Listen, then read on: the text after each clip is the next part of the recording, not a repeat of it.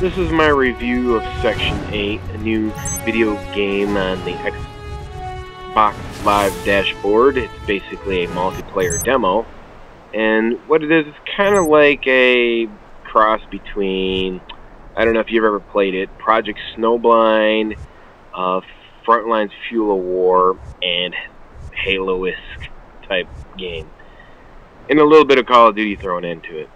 So basically, you go and you pick your character, and what I like to do is I like to pick assault rifle, sniper rifle, repair tool, grenade repair tool, and then you got this thing that's called passive modules, it's basically like perks.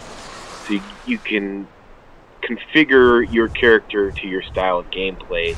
You know, if you're a good run and gun type shooter guy that doesn't miss a lot, then you want to make your weapon the most powerful. But then what happens is you burn into the map, you pick a spot, and then you come from outer space like a ship. I remember if you remember Star Trek when they burned into Vulcan to save the planet from being drilled and stuff. It's kind of like the same concept. So you fly in, and you can see I'm about to pull up on these two red enemies, and then you hit like A to slow you down, and then you got this little thing where one of my perks is you lock in, and obviously I threw a couple grenades and it seemed like they weren't that powerful, but kind of like got the shooting like Frontline's Fuel of War. And then you see how many bullets are to the right, like 500 bullets to kill somebody, kind of like a Halo type deal. With you kind of look at the background, it kind of looks like Halo a little bit. Then it's got like mechanized creatures and gadgets and stuff. Like you could heal yourself, but that's what the engineer piece right there. And these guys, they just kept burning in on me, and so I basically got killed right here or something. But it's kind of like a cross between, like, you get. It reminds me of like Project Snowblind and yeah, that game, Frontline's Fuel of War. And so basically, you got to protect the base, and you got a jetpack. You can like run really fast and then boost to, you got to hold forward, and then it gets up to running, and then it boosts up some power, and then there you go, and you're off running. But the thing about it is like, I don't know. The game is okay. I mean, for the next generation of people that are coming up in Xbox Live that never been on live, maybe. To me, it's just, I don't know. It just seems like it's just a little late. It's kind of like, listen, if you're going to challenge Halo, you got to come a little bit more correct than that. I mean, I like the ideas and everything, and I know these guys worked on that game really hard, but it just seems like, it would be kind of like, a bad version of, somebody made a bad version of Call of Duty for Halo. I mean, I'm not saying the game is bad, but, it's just that, Project Snowblind was made for the original Xbox. It was way better than this, the graphics are great on this, but Project Snowblind at the time, it had great graphics too.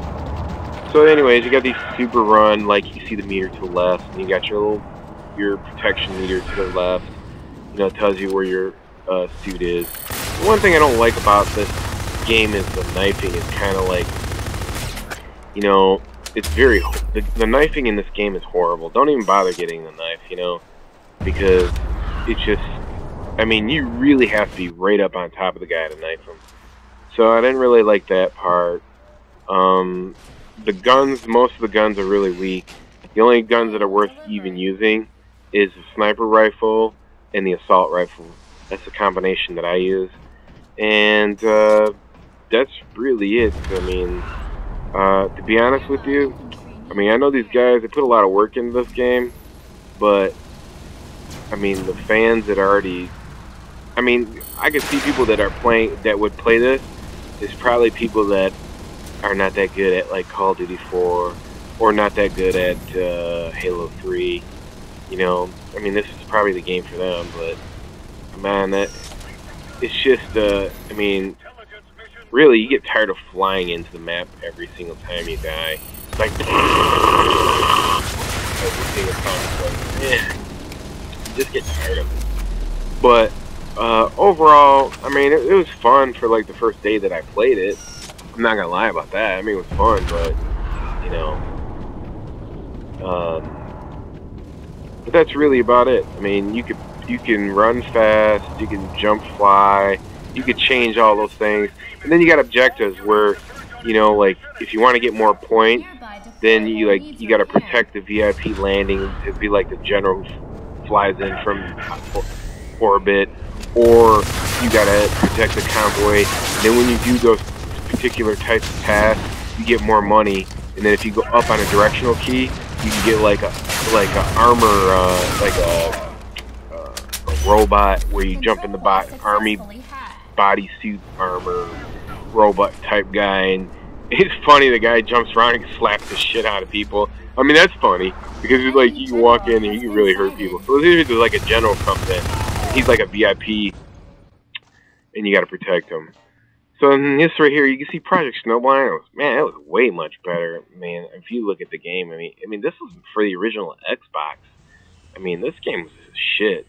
I mean, if Eidos would, I mean, Eidos, I don't know how to say their name, but man, if they came back and did this game, this would be a fucking huge hit.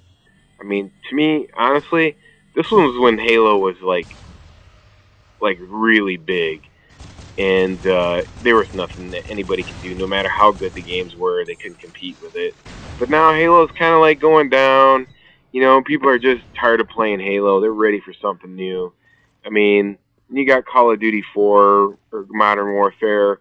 Pretty much, basically, the Modern Warfare is going to take over that Halo spot, and then that game's going to go commercial. But there's room for a new type of futuristic game, and I think if they did this game, that'd be, man, this game was fun as hell.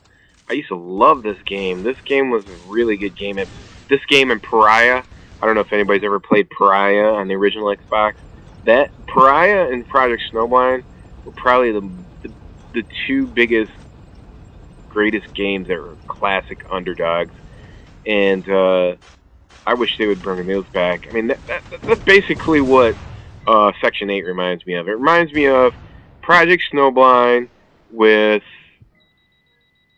all the mechanized gear, with the shooting of Frontlines Fuel of War, the shooting mechanisms type, like Frontlines Fuel of War, with the maps and backgrounds like Halo. So it's kind of like a trimage of those three games. So if you've been playing Xbox that long, you kind of understand the lineage of what I'm trying to say with the game's like. But that's it. I'm going to be doing some other reviews. I'm going to review Metal Gear Solid 4 for the PS3. I'm going to review Killzone 2. And that's basically it. I'm going to review those two games next.